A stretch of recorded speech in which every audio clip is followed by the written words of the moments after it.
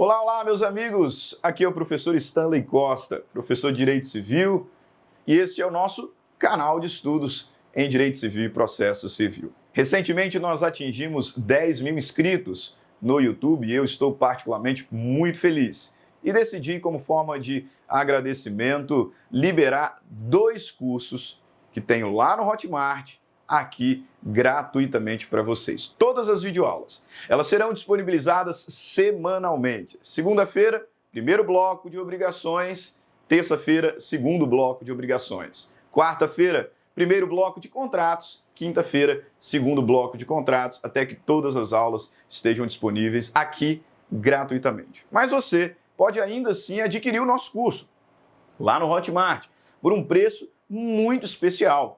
Mais de 50% de desconto. Ah, professor, mas por que adquirir o curso sendo que as aulas serão disponibilizadas gratuitamente aqui no YouTube? Simples, porque adquirindo o curso você terá acesso a todas as aulas elas já estão gravadas e disponíveis na plataforma. Segunda razão, você terá acesso ao nosso super material didático. Além do PowerPoint, além dos slides que serão disponibilizados, também a nossa apostila didática, uma super apostila, com conteúdo profundo, detalhado, com bastante quadro sinótico, mapas mentais, citações doutrinárias, jurisprudenciais, questões de concurso, apostila mesmo, de verdade, conteúdo, mas conteúdo exposto de forma didática. Ao final de toda a aula, um banco de questões para colocar em teste o seu conhecimento sobre o tema que foi estudado na aula. E ainda, se você precisa daquelas horinhas complementares, está na faculdade, tem que cumprir hora complementar, ao final do curso terá acesso ao nosso certificado de horas, ok? Então é isso. Muito obrigado pelos 10 mil inscritos. Continue curtindo o nosso conteúdo, compartilhando os nossos vídeos e não se esqueça de inscrever no canal. Quanto mais crescer o canal, mais conteúdo gratuito eu disponibilizo aqui para vocês. Vamos transformar esse canal no maior de direito civil aqui do nosso país, ok? Grande abraço e vamos para a aula então. Até mais. Tchau, tchau.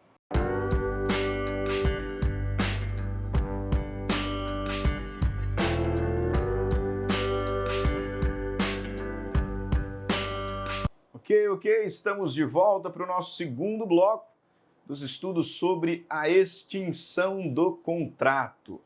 No primeiro bloco, apresentei para vocês um quadrinho, identificando as figuras que nós estudaríamos. Então, falei lá que eu divido com base nas lições do professor Flávio Tartucci a extinção em extinção normal, que se dá pela execução, pelo pagamento, extinção anormal por fatos anteriores, nulidade, cláusula resolutiva, direito de arrependimento, fatos anteriores ou concomitantes, à celebração do contrato.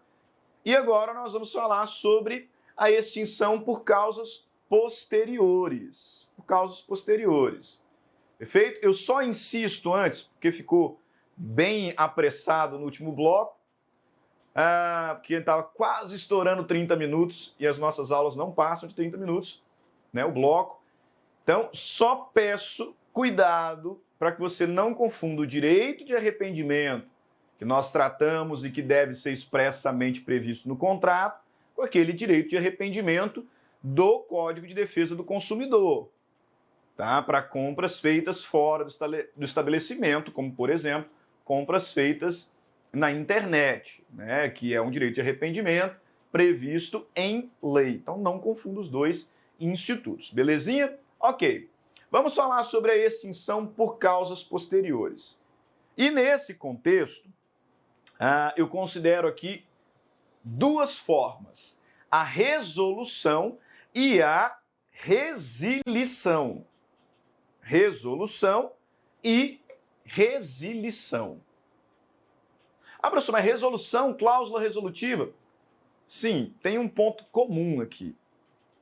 Mas na cláusula resolutiva, nós consideramos o inadimplemento proposital. Uma das partes deixou de pagar, deixou de cumprir sua prestação. E a outra tem agora a possibilidade de exigir ou resolver. Então, por fato anterior, por quê? Porque essa cláusula está prevista no contrato. Ela foi convencionada pelas partes ou está lá implícita por conta da própria lei. Então, é uma forma de extinção anterior ou concomitante à celebração. A resolução tem relação entre as palavras, é óbvio. Também me remete à ideia de inadimplemento, mas o inadimplemento por impossibilidade de cumprimento da obrigação. A obrigação se tornou impossível ou ela se tornou excessivamente onerosa. Ok? Captou? Nos dois cenários eu tenho inadimplemento. Mas lá na cláusula resolutiva eu estou pensando no inadimplemento proposital. Uma das partes não pagou, não quis pagar. E a outra tem a possibilidade de executar, porque é possível executar ou resolver. Causa anterior, porque ela está prevista no contrato, mesmo que implícita. Aqui não. Depois do contrato, depois de celebrado o contrato, a prestação se tornou inexequível, a prestação se tornou impossível ou se tornou excessivamente onerosa. E por conta disso o contrato será resolvido. Perfeito? Então, a resolução aqui pode se dar por a impossibilidade do cumprimento, com culpa ou sem culpa. A doutrina vai falar inexecução voluntária. Eu não gosto muito dessa expressão, inexecução voluntária, tá? Porque pode acabar sendo confundido com aquela que acontece na cláusula resolutiva. Não, aqui não tem como cumprir. Tá? Eu prefiro dizer inexecução culposa, ou até mesmo dolosa, né? Mas a doutrina coloca inexecução voluntária. Minhas críticas ao nome, tá? Inexecução voluntária, que é aquela em que a prestação se torna impossível por dolo ou culpa do devedor.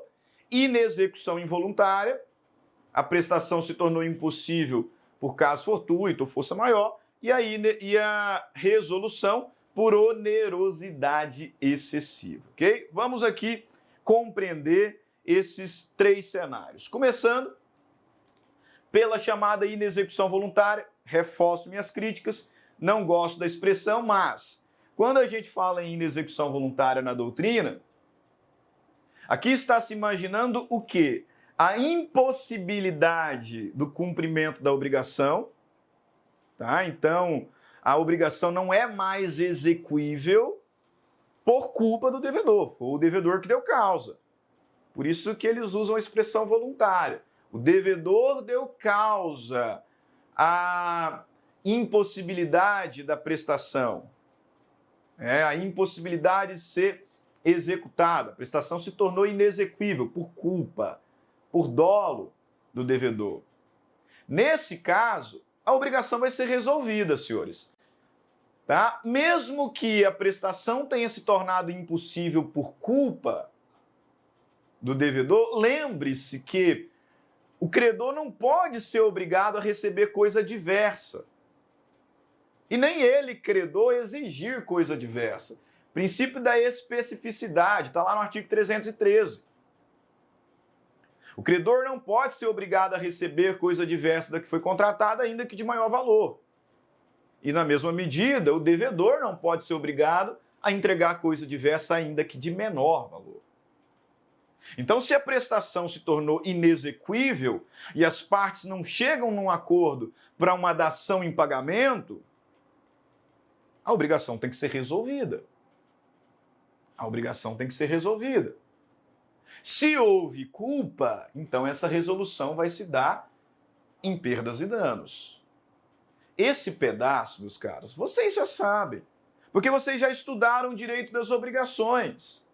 Puxa na memória aí, quando estavam estudando, obrigação de dar coisa certa, obrigação de fazer, e o legislador usava a expressão resolve-se. A obrigação de dar coisa incerta. Se a coisa perecer antes da tradição, resolve-se a obrigação. Obrigação de fazer. Se a prestação se tornar impossível, inexequível, resolve-se a obrigação. Resolve. Resolução. Resolução é uma forma de extinção da obrigação. Quando eu leciono obrigações, não raras às vezes os meus alunos perguntam isso para mim. Professor, por que o legislador coloca resolve? Resolve o quê? Alguns alunos perguntam. Resolve o quê? Aí eu tenho que explicar. Veja bem, resolver no direito civil tem relação com extinguir. Resolução é uma forma de extinção da obrigação. E é o que está acontecendo aqui. Então, quando o legislador usa essa expressão, ele está falando, a obrigação será extinta. A obrigação será extinta. Vamos relembrar aqui alguns artigos lá de obrigações. Olha só, obrigação de dar coisa certa, artigo 234, parte final. Se a perda resultar de culpa do devedor, responderá este pelo equivalente mais perdas e danos. Na primeira parte, fala a obrigação fica resolvida e como decorreu de culpa, responderá esse pelos equivalentes mais perdas e danos. Na obrigação de restituir coisa certa, veja lá, ó, se a coisa se perder por culpa do devedor, responderá este pelo equivalente mais perdas e danos. A obrigação será resolvida e o devedor responderá por perdas e danos. Artigo 247, obrigação de fazer. Incorre na obrigação de indenizar perdas e danos o devedor que recusar a prestação a ele só imposta ou só por ele exequível. Então, resolve e indeniza pelas perdas e danos. E, por fim, lá no estudo do inadimplemento, artigo 389, não cumprida a obrigação, responde o devedor por perdas e danos. Mais juros, atualização monetária, segundo os índices oficiais, regulamentos estabelecidos e honorário de sucumbência. Essas aqui são as consequências do inadimplemento, ok? Mas, nesse primeiro cenário, nós consideramos aqui uma resolução por culpa do devedor. Por culpa. A obrigação é extinta e ele responde por perdas e danos. E na resolução por inexecução involuntária, que é aquela situação em que a obrigação se torna impossível, mas como decorrência de um caso fortuito, de um motivo de força maior. E aí, professor? E aí que se o contrato for resolvido por inexecução involuntária, nós não vamos falar em perdas e danos. Precisamos restaurar o status quo. Então, se alguma coisa foi paga, naturalmente será devolvida. Mas não haverá responsabilidade por perdas e danos pela falta do elemento culpa. A resolução pode acontecer por fato não imputável às partes, por um acontecimento de terceiro, por um caso fortuito, por uma força maior. E aí, nesses cenários, nós teremos a responsabilidade excluída. Caso fortuito, força maior, são exemplos de excludentes de responsabilidade civil. E voltando lá em obrigações, lembre-se aí, o legislador sempre falava com culpa, sem culpa, com culpa, sem culpa. E qual era a diferença? Com culpa, perdas e danos. Olha aqui agora, sem perdas e danos, obrigação de dar coisa certa. Artigo 234. Se, no caso do artigo antecedente, a coisa se perder sem culpa do devedor, antes da tradição ou pendente a condição suspensiva, fica resolvida. Olha lá, resolvida a obrigação para ambas as partes. Obrigação de restituir coisa certa. Se a obrigação for de restituir coisa certa, e esta sem culpa do devedor se perder antes da tradição, sofrerá o credor a perda e a obrigação se resolverá, ressalvados os seus direitos até o dia da perda. Resolverá. Obrigação de fazer. Se a prestação do fato tornar-se impossível, sem culpa do devedor, resolver-se-á a obrigação. Obrigação de não fazer. Artigo 250. Extingue-se. Aí o legislador usou o gênero, Extingue-se a obrigação de não fazer desde que, sem culpa do devedor, se lhe torne impossível abster-se do ato que se obrigou a não praticar. Ok? Então, basicamente, se teve culpa, perdas e danos. Se não teve culpa, sem perdas e danos. Aqui eu tenho a resolução, por quê? Porque a obrigação se tornou impossível. Como a obrigação se tornou impossível, o credor não pode obrigar o devedor a pagar outra coisa. E nem vice-versa. Princípio da especificidade. Então, se nós não chegarmos num acordo para uma dação em pagamento, a obrigação terá que ser extinta. Não tem saída. Mas existe ainda a resolução por onerosidade excessiva, né, que é a famosa cláusula rebus sic stantibus. Para aqueles contratos que se projetam no tempo, o legislador possibilita que nas situações excepcionais, imprevistas, que uma das prestações se tornar excessivamente onerosa, o extremo lucro para uma das partes, o contrato seja resolvido por aquele que está sendo prejudicado. Isso é o que a gente chama de teoria da imprevisão, cláusula rebus sic stantibus, resolução por onerosidade excessiva. Veja aqui o artigo 478 do Código Civil. Nos contratos de execução continuada ou diferida, se a prestação de uma das partes se tornar excessivamente onerosa. Preste atenção nas hipérboles, né? Não é qualquer variação.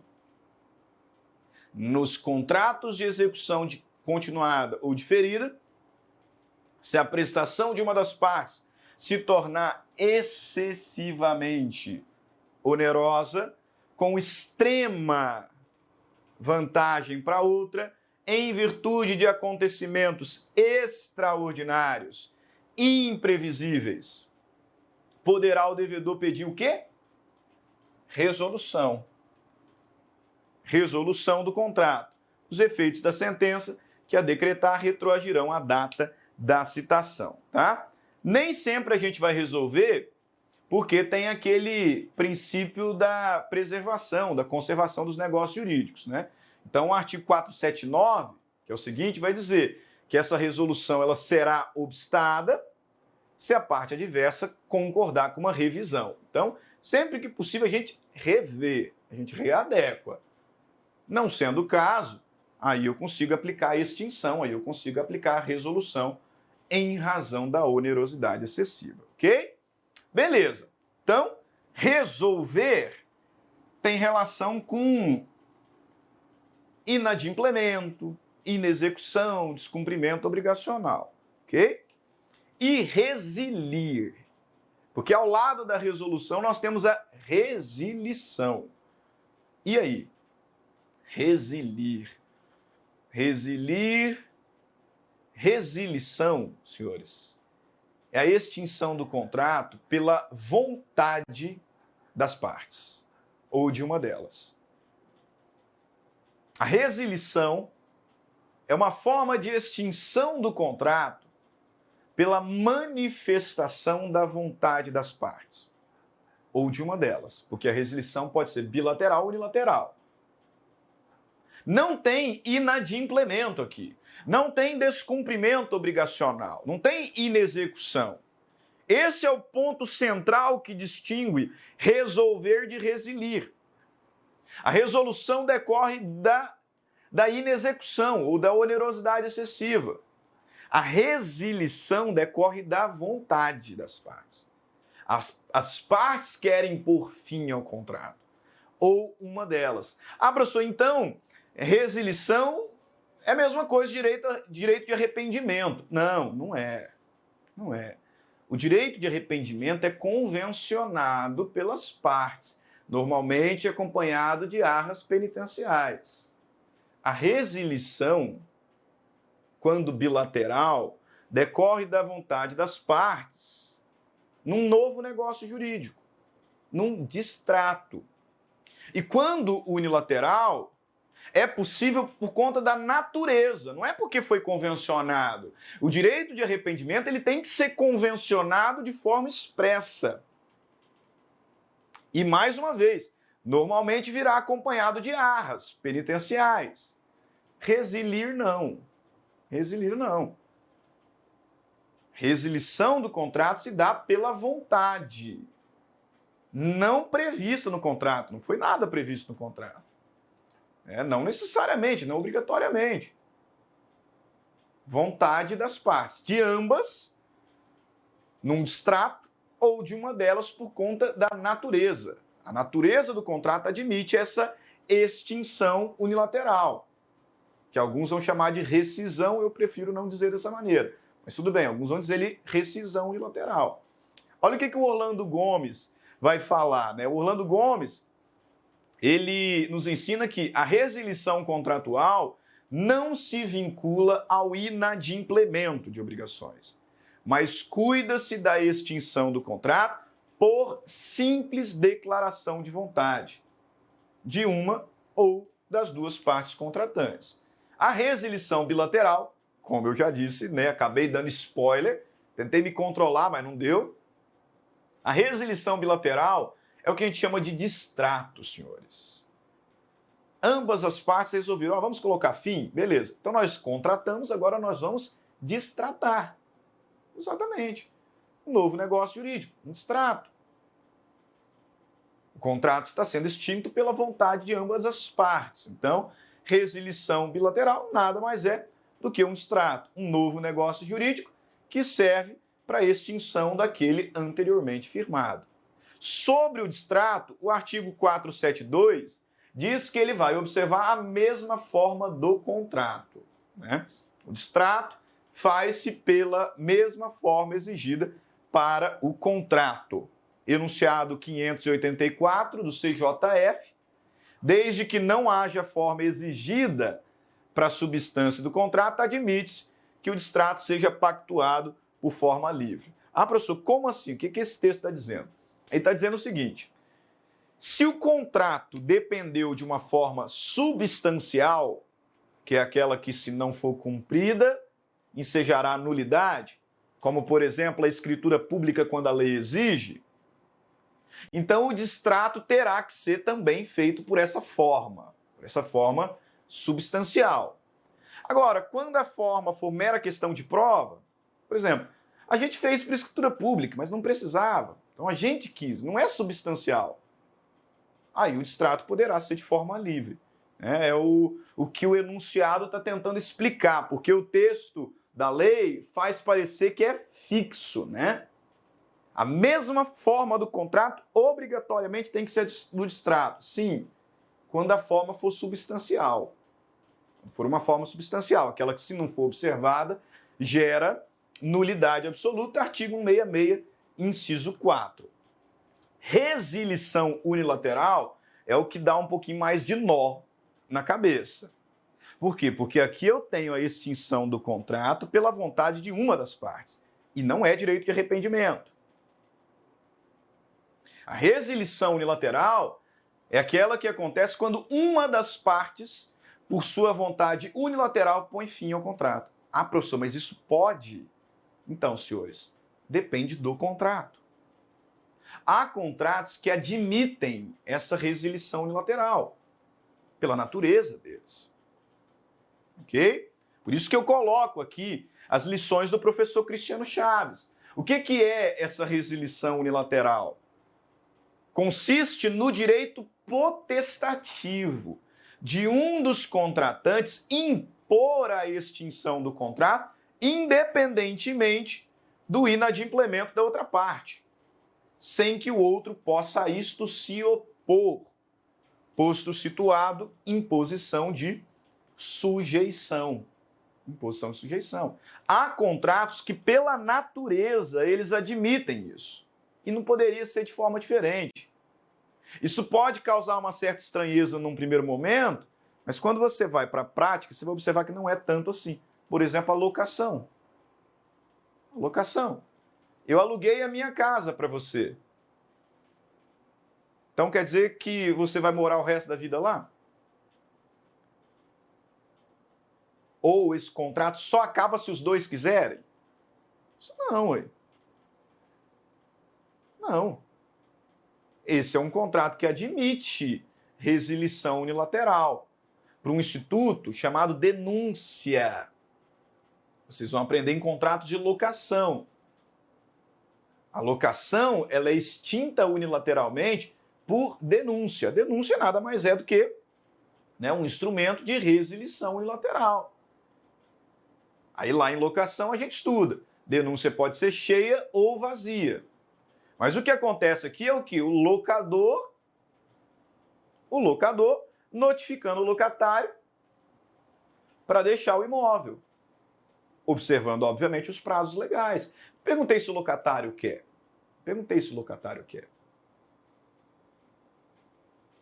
Perfeito, entendeu?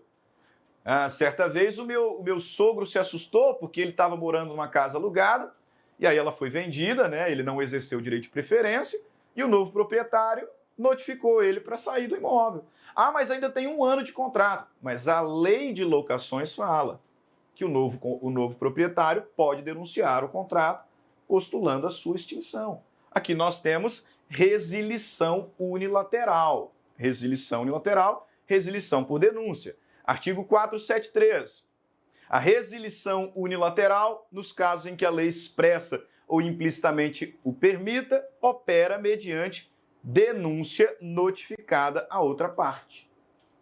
Então, a resilição unilateral, nos casos em que a lei expressa ou implicitamente o permita, opera mediante denúncia notificada. Notifica para sair do imóvel. Okay? Outros contratos também admitem resilição unilateral e aí a gente vai mudando o nome, né? Por exemplo, um contrato de mandato. Um contrato de mandato pode ser resilido unilateralmente.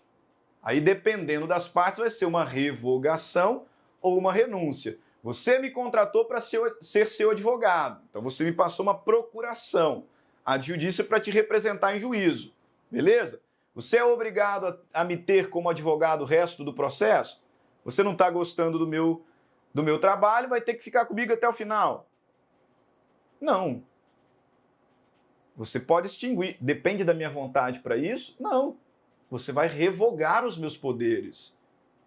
Essa revogação é uma resilição unilateral. Pô, você é um cliente chato pra caramba. Eu sou obrigado a te aguentar até o final do processo? Também não. Eu posso resilir unilateralmente o nosso contrato. Fazendo isso por renúncia. Vou renunciar os meus direitos. Ok? Exoneração, no caso da fiança. O fiador pode pedir exoneração, resilição unilateral, e a lei vai estabelecer lá por quanto tempo que ele continua a garantir. Enfim, mas nós temos aqui uma série de contratos que admitem essa extinção unilateral e que não tem nada a ver com inadimplemento, não. Não, é por vontade, é exercício de direito potestativo. Beleza? Ótimo. Para fechar, estamos aqui no finalzinho, já 25 minutos. Extinção por morte. Primeiro eu tenho que entender que, como regra, a morte não põe fim ao contrato. Como regra, não. Tá? Porque crédito e débito são transmissíveis causa-mortes, né? Então, se ocorrer a morte da parte, normalmente, regra geral, nós vamos ter a sucessão. A sua sucessão pelo espólio ou pelos herdeiros. Mas há contratos que são personalíssimos. Há contratos que são intuito personae. E esses contratos, eles se vinculam à pessoa da parte, como eu disse lá na aula de classificação. E por conta disso, a pessoa não pode ser substituída. De tal modo que, se ela morrer, o contrato será inevitavelmente extinto. Um exemplo é a fiança. Se eu sou o seu fiador, eu sou. Esse contrato é personalíssimo. De modo que, se eu morrer, os meus herdeiros não vão continuar seus fiadores. Não, a fiança vai ser extinta. É bem verdade que, pelos débitos já atrasados, o espólio pode ser responsabilizado. mas daqui para frente não mais. Daqui para frente não mais, porque a fiança é personalíssima. O contrato de emprego, né? Eu dou aula na universidade. Se eu morrer, minha esposa não pode ser obrigada a ficar no meu lugar, porque o contrato é personalíssimo. Então, ele será extinto com a morte da parte, tá? Mas eu insisto, isso vale para contratos intuito personae, porque, como regra, se uma das partes morrer, nós teremos sucessão. Beleza? Então é isso. Na aula de hoje nós conversamos sobre a extinção dos contratos e, com isso, chegamos ao fim da teoria geral dos contratos. A partir da próxima aula, começaremos a falar sobre contratos em espécie, começando pelo mais importante deles, que é o contrato de compra e venda. Perfeito? Fiquem todos com Deus, um grande abraço, nos vemos em breve.